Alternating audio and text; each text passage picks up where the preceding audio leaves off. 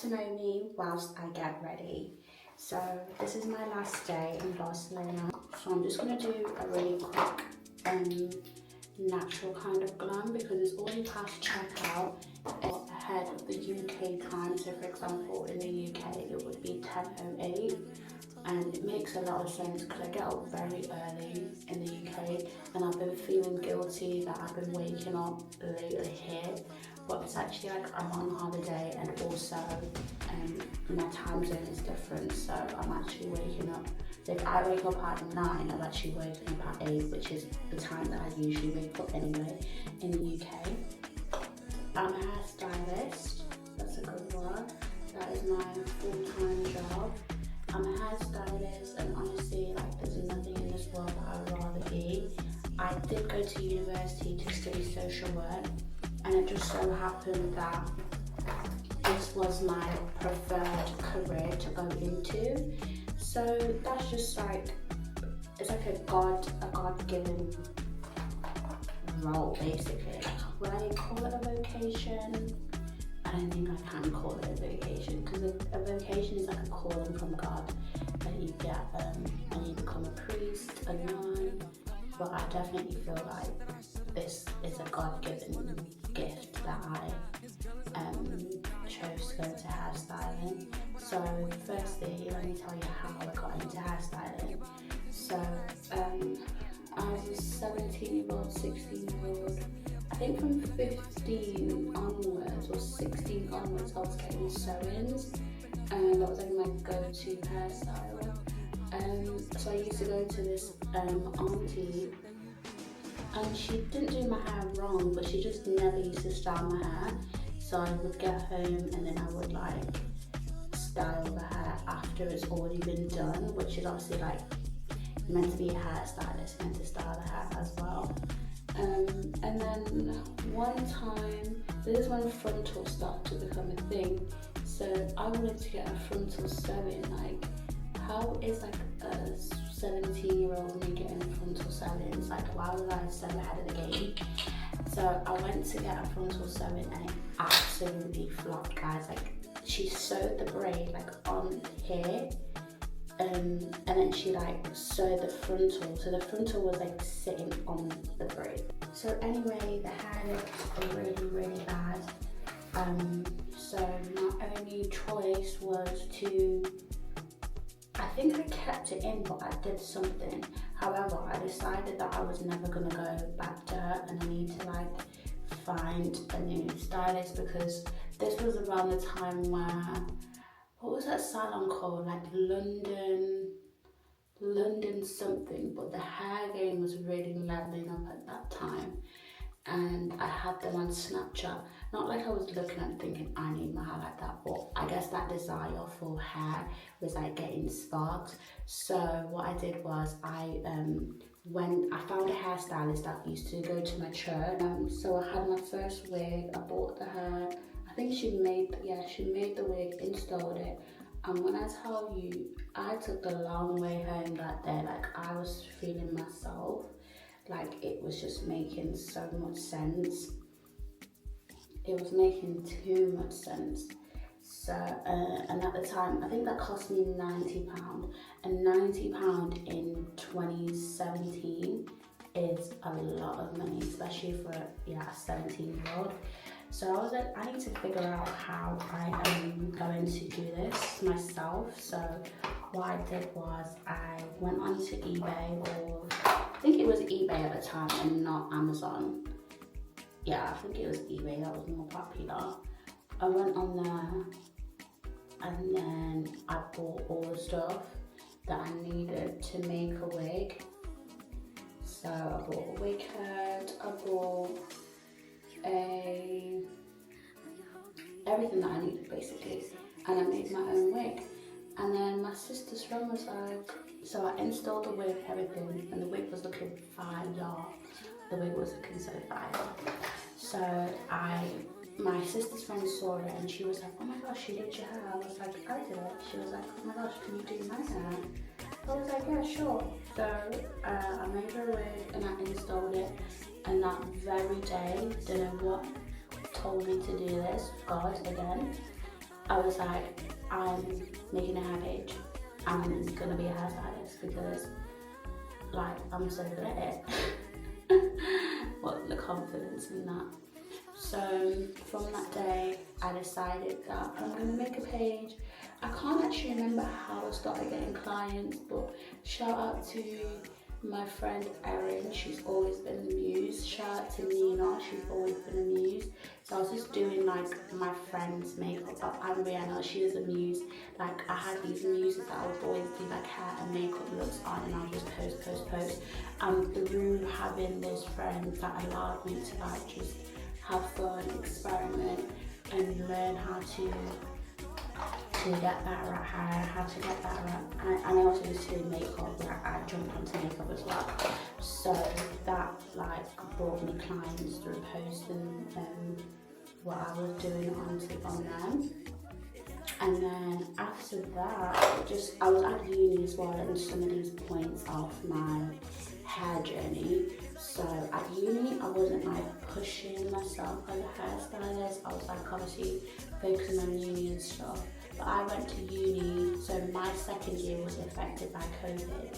So it was like a very slow time. So I didn't do any hair during that period of time. But because lockdown was like 2-3 years long, it was like a mad time. Like what a time to have been alive. Anyway, so during the third lockdown, everyone and their mum was like literally over it. So that I started getting a lot of messages as well, like, hey, are you taking bookings? Because the lockdown was eased, but it wasn't over. So I started to take bookings, and yeah, from then it just really took off. I started to build up a consistent clientele. I started to get popular and like known for like a girl that does hair. Like I would be out and like, oh, you're that girl that does hair, yeah. I'm that girl that does hair. So that was me, and since then it's really just been me. After I finished uni, I decided not to go into social work. I decided to go into hairstyling, became a full-time hairstylist, and then I registered my business in 2024 of this year. So it's like I'm still a baby in this game, but I've had so many great opportunities, and I'm still like at the very beginning of this hairstyling journey. I've been able to work for Fenty Hair, that was amazing. And recently I've also been receiving some products from brands. So I also want to start like not like influencing, I don't think that's my bag, but like sharing knowledge, especially on towards like hair products, like, oh, this is the hair product you should buy, hair care tips, that kind of vibe. So I'm just like getting into that, just trying to be more consistent with the things that bring me joy, and not necessarily like things that just bring you money, because when you just like work for money, you get so drained. But when you work because you are enjoying it, but you're also getting paid, like it's like you're being paid to have fun, to do something that you love.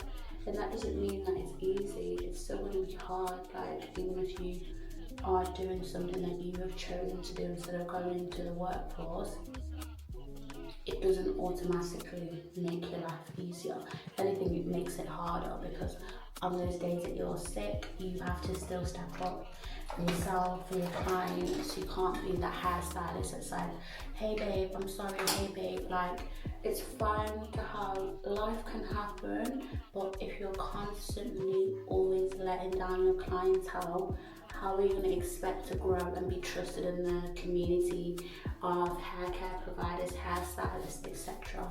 Like, you don't want to build up a bad name for you, per se. As if I just said per se, that is such like, am I the Queen of England? I must be the Queen of England. As you can see, it doesn't take me very long at all to do my makeup. What's another thing about me? I drive. I got my driving license in 2023. So I've been driving now for like a year and a half. So I'm very new on the road. And I'm very lucky that I have been able to become I'm very financially responsible. That's one thing about me. Like, if I don't have it, I'm not offering it and I'm not going. And when I was back in secondary school times, I used to be so the opposite. Like, if I didn't have it, I would try still seem like I have it, or I would literally like beg my mum to let me have it. But I've gone out of that mindset. I don't really like, my fear of missing out is not that great. I'm not easily led into peer pressure. And even like currently I'm on a solo trip, so it's just like I enjoy being by myself. Obviously it's nice to be with friends or like, and the thing is, people think I'm on a vacation. Why did this one boy message me saying, I'm waiting to see if I can find a foot or a leg or a hand somewhere. I was like, seriously, just go watch my vlog. If you're gonna like prove me that bad, like at least help me get the views for my video. I didn't even reply because I just thought like, is that really what you think? Because people just can't fathom the fact that people can do things by themselves. Like, you don't need constant human approval to do things that you want to do for your own life. Like, why is that such an outrageous thought for some people? But you know, yeah, I'm very independent. I'm very emotionally independent. Which is not always a good thing as well, because sometimes you need to open up. I've had a therapist, shout out to Black Therapy, I think it's called Black Therapy, yeah, but shout out to them. They give out 6 weeks, and there's a 6-week wait-in period, and then they assign you a free therapist. And obviously this is exclusive to the Black community, but I'm sure there are other outlets that you can reach out to if you need free therapy for people of any background. This was like really helpful, but the thing about me, because I'm so like emotionally independent, I already know, like, you know, some people need to go to therapy to figure out what's wrong. I already know, so it's like, I already, not like what's wrong, but I already know what things that can cause me emotional distress. So it's kind of like, I just felt like I was talking about the same thing or repeating myself, or talking about things that I already know how to figure out the problem. She did give me, the best thing about it was she gave me some really good vocabulary that I can use. For example, toxic reciprocity, which can happen in relationships where like they do things for you and then they expect you to, like, for example, like Tinder swindler. If you guys have watched that, at first they give you something and then they ask you for something that is like crazy, like, and then you feel guilty because they have done so much for you that you're like, okay, like for example, the Tinder swindler will take them out on a date that's like 10k, he'll buy them these things, he will look after them and probably spend about £30,000 on them. And then one day he'll be like, hey, I'm in some serious trouble, I need you to give me 100,000, I need you to withdraw, I'm gonna, like, I don't know, I can't remember exactly how his story went, but they'll basically come out with like something super outrageous, and now they're asking you to transfer 70k because they're in serious trouble. And you feel like, okay, I should, because they have shown me that they can do something for me. They have given me 30,000, so I need to give them 70. This man has just tripled his income because of toxic reciprocity. That's an extreme example, but there's so many other ways that you can have a toxic whatever the words are, but it's called toxic reciprocity. Check it out. That's the good thing about therapists. They help you improve your emotional vocabulary. that was amazing. But other than that, I feel like I'm not I'm not fighting battles that I feel like I need to constantly seek a therapist. And my therapist is big G-O-D. Obviously sometimes you need like people to actually speak to. However, prayer, when I say meditation, I mean meditating on the Bible and on the word, not like Hindu meditation. Like meditate on the word, pray, fasting, listening to gospel music, spending time with friends. All of those things are things that can heal your spirit, basically. Obviously, I'm not always the one that does them straight away. There's also outlets like gym, but I try to at least read a scripture a day because it's a reminder. It's a reminder of what God is doing for us and what He has done for us. And yeah, it can put some things into perspective. Like just being here on this trip is like, wow, I am so privileged. Like I'm so privileged to have this and that. That was like outrageous how I drew that on. It's like I'm so privileged to be able to have such an experience of going abroad by myself. Like, how can you not be grateful? Like, how can you not be grateful? So sometimes you have to like kind of think of, even if you're not having the best of time, think of the things that you are able to do. Like you're able to go downstairs and open your fridge and there's food in there, even though there's not like the biggest 5-star I don't know, dish that you can imagine. Your fridge has food that you can eat. There's people there that don't even have they don't even have a fridge. Like don't even have a fridge, and that's where I can start off with. Like they don't even have a fridge, but you have a fridge that you can freely go into every single day. So that's sometimes the things I do. I just put things into perspective. What's another thing about me? Another thing about me is I don't swear very often. Sometimes I say things like S-H-I-T, but it's not common. Oh, I put so much on.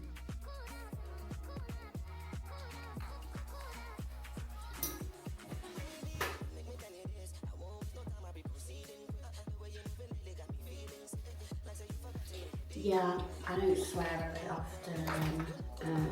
I go to the gym about 3 times a week. Sometimes I go 5 times a week, but most times I go at least 2 or 3. And I also go running. I go to a run club. I'm single.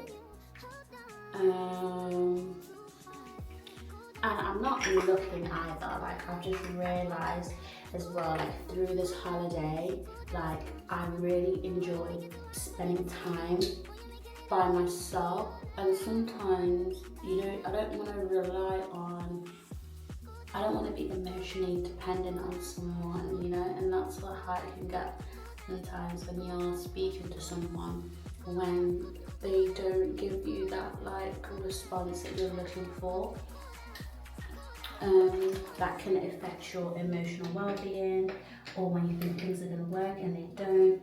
Obviously, you can't have a cynical outlook on relationships all the time. Like, what's the point? Because they're not going to work out. What's the point of going outside when you can get hit by a bus?